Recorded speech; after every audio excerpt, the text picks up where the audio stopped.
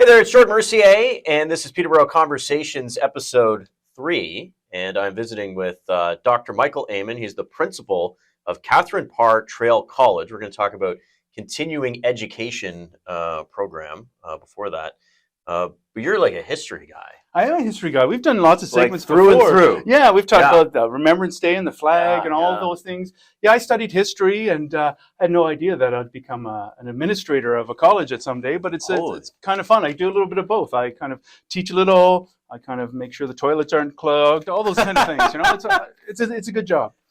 Chief bottle washer. Exactly, right? So who's your favorite Canadian Prime Minister of all time? Oh my goodness, that's a tough one, right? Because each one is. I ask the hard questions. Yeah, every prime minister is a bit of hero, a bit of a villain at the same time, because it's politics. No matter who's in office, someone's going to hate you, right? Yeah. I have to say, and it's a bit of a cliche, but I say Mackenzie King is one of the best, longest serving prime minister. He really knew how to work the system, right? He knew that, compromise if necessary, but not necessarily compromise. He was that kind of guy, right?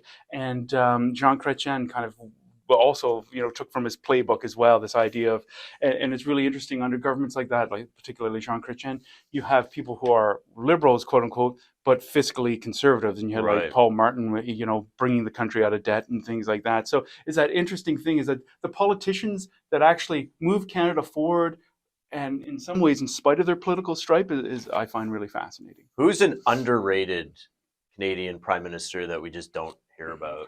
Well, the problem is it's so funny. So I was talking to a good friend of mine, and this isn't a knock on the school system, but it's funny how you kind of go from Sir Johnny MacDonald and then you go right to Laurier. There's a few in the middle that you never even know. Well, including Mackenzie, who brought in the secret ballot, right? If you want to talk about something that's a huge thing, the secret ballot in Canada. Before, you'd kind of like go to a polling station and like, here's the candidate, who wants them? Yes. Who doesn't? Oh no. Nay. Oh yeah, want to have a fight? Sure. And the people would kind of like pound it out, right? You think social media is bad?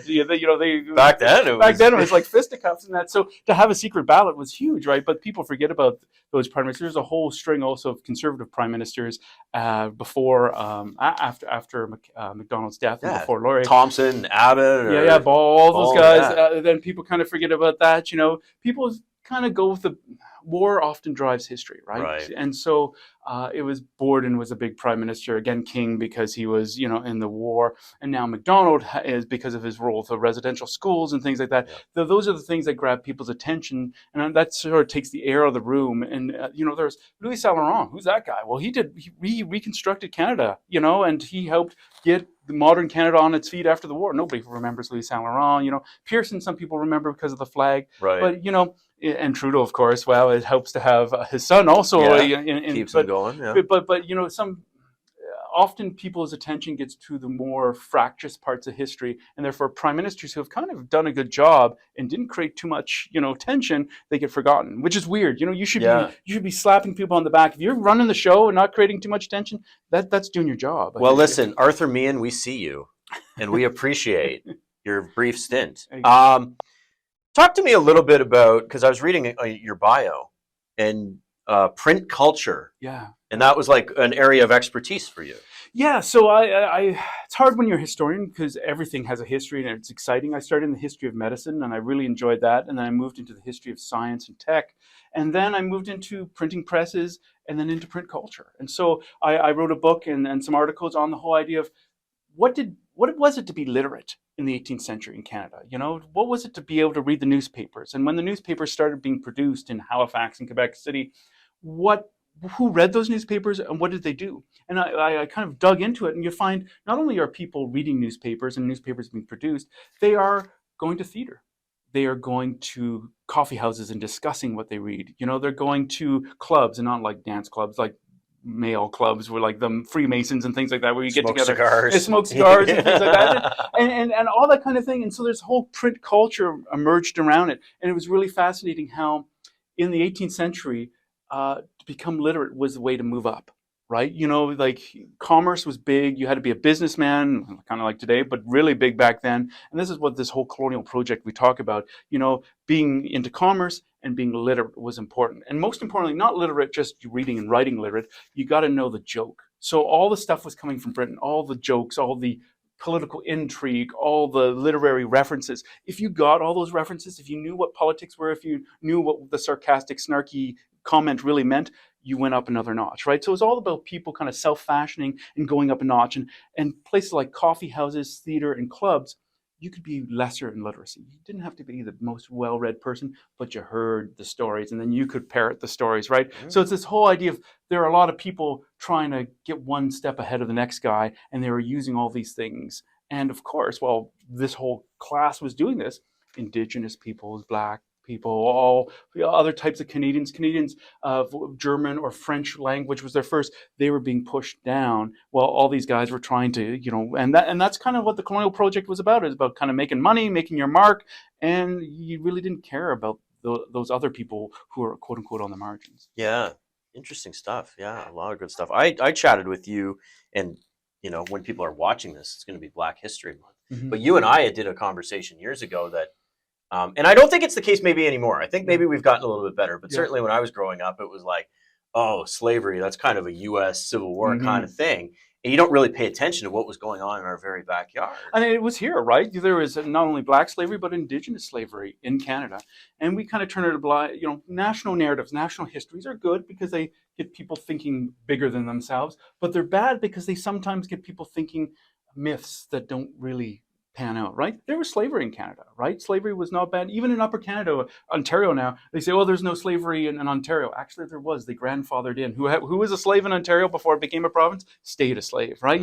So these things existed. And hey, I'm just doing some research on my next book where I was going through school lists of a Black school in Halifax in 1787, 24 free Blacks, 6 slaves.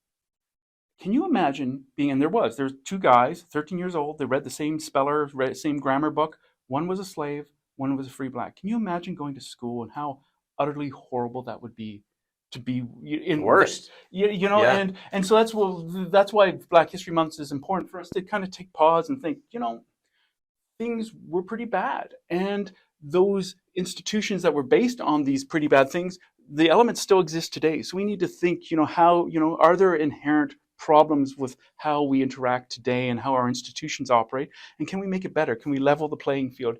And if we just say Canada was a great place and love it or leave it, then the problem is we really don't have a real conversation about how to make things better. Well, it's interesting just on that, and maybe we learned something a little bit more from our experience with Indigenous cultures, but there seemed to be an attitude of, well, I mean, that happened a long time ago. Yeah. Like, okay, it's time to move on. That's right. Yeah. But the trouble is that maybe we're more wise to now is that I believe the term that gets thrown around a lot is like generational trauma. And then it sort of like leads in. But also the foundations of a lot of the systems that were put in place, right? Totally. That's exactly right. And I understand people say, well, was it my people or my ancestors? Right. Some people are new to Canada. Like, that's somebody else's ancestors that did that. I wasn't. Someone else did it, not me. Exactly. Yeah. But the reality is that it happened, right? Yeah. And we can't ignore that it happened. I think we have to hit it face on and then move on. And part of that is educating people. Say there were schools, and they're like, wow, great, there were schools for Black kids. Whoa, there were slaves in those Black schools. And for, that's important, that message. And say, can you imagine living in a society like in Halifax at that time? It was illegal for a slave to go into a market or a tavern. But how could you tell the difference between a slave and a free Black? So just prejudice was everywhere. Everybody was then seen as a slave or lower. Because you'd be a Black person who's free, and you go in, and they say, "Hey, wait a minute, where's your proof?" Right? Yeah. And I'm so glad that awful doesn't exist now totally, but it does exist in little ways. And if we kind of turn our blind eye to those past behaviors, you're right. There are legacies that continue, and that's how we stop the legacies, by knowing what happened, knowing really what happened. And then making a pledge, no, we're not going to let that happen again. How long does it take you when you decide you're going to write a book? How many books have you written? I've written only one. Okay, and this is number 2? This is number 2, and I started writing it in 2016. Okay. So it's a lot of research. My first book took about 8 years to do, and this one's kind of at the 8-year mark, and we're kind of moving on. And holy. But history books are that way. You want to make sure you got all the facts, all the figures right, because there's a lot of interpretation, and you don't, even when you have quote unquote all the facts, a lot of stuff was destroyed or we don't know things. I'm writing a book called On the Margins about people who are marginalized from print society. They didn't leave a written record. So it takes a little longer to figure out how did they interact and who recorded those interactions and were those interactions correct. Right. When you talk about interpretations, what's interesting is like you could see something one way, and then there could be somebody who sees it totally different. Yeah. Today and back then, and that's and that's the problem, is that you're like, oh, what was the truth? Well, whatever was the truth, right? Because everybody, you love Trudeau or you hate Trudeau. What's the truth for that person? Was he loved or hated? Both, right? Yeah. And that's what future historians will say. But were you in Ontario or out in Alberta? Exactly. It's going to change. Perspective changes, and so and his legacy will continue. And so you may love or hate his legacy in 50 years, but even in the moment, people are never in agreement. So it's hard to. It's fun to write history, but it's also a challenge because you have to respect those different opinions and make sure your perspective doesn't favor just one side of the story. Yeah, very true. And so I'm learning a lot during this conversation, and that brings me to continuing education. Yeah. Because that's important to do. It's important to challenge yourself and continue to learn. And I know that's something at Trent University that, you can tell us a little bit about it. Yeah, lifelong learning is huge. And, another hat that I wear is that I'm the director of continuing education for Trent University. And we're all based at Trail College, which is the downtown campus of Trent University. And Trail was started 60 years ago this year. So Trent was a community-based university. The community demanded a university. They wanted a space for their kids to go to higher education. And Tom Simons, the first president, went to the community and said, can you give us some money to help build this university? And the community responded. So 60 years later, I feel that, there are two campuses to Trent and Peterborough, one out, in the north, as one downtown at Trail. And I feel since Trail is still embedded in the community, it is our job to give back. And community and continuing education offers low price, non-credit, fun experiential courses for adult learners, right? Lifelong learners. You don't have to be enrolled in a degree at Trent to do this. In fact, we want people to come for a good time and get back in the classroom, but experience things they may not normally experience in the classroom when they were students. Yeah. Good stuff. And some of the programs are beekeeping, for example, or coiled basketry. We have guitar classes, learn Latin. So some things do sound more university-like, but it's a fun way of introduction to Latin. We have an introduction to Italian and into Italian culture as well as the language and the culture. So it's more than just learning a language; it's learning about the culture of a place as well. So we try to kind of blend those types of things. A writer's workshop. Do you journal? Do you write? How would you, write a memoir? Come and, figure out these types of things and do a little yoga on the side. These are things that you don't see traditionally in a university classroom. And they're not meant to give you a degree or things like that. They're meant to make you a better person. And a degree will make you a better person. But then when you stop your degree, that idea of, can I keep on coming back and learning a bit more? That's what we're trying to dig into, that idea that people should always be learning more. I love that. And if you're interested in checking it out, we're going to put a link. That's right, www.trentu.ca/continuing education. You get the full gamut of what we're doing. And I'm glad we're doing this. We have a special 30% discount. The courses are already cheap, but if you register before the end of the month, before January 31st, you get 30% off all of our courses. You're like a pitchman, infomercial pitchman. Exactly, ShamWow. I can do it all if you like.